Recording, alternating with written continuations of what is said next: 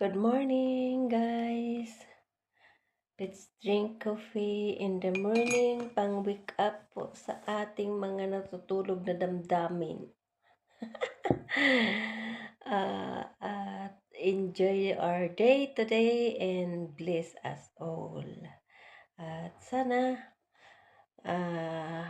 ang araw natin ay maging fulfill ang blessing ng Lord. So, happy Thursday and work na naman po tayo. Ito ang buhay dito sa abroad. Talagang hindi biro-biro. Talagang wala ditong pagod-pagod. Walang inda-indang karamdaman. Kasi sabi nga niyan, kailangan sa Pilipinas Kaya God bless us all.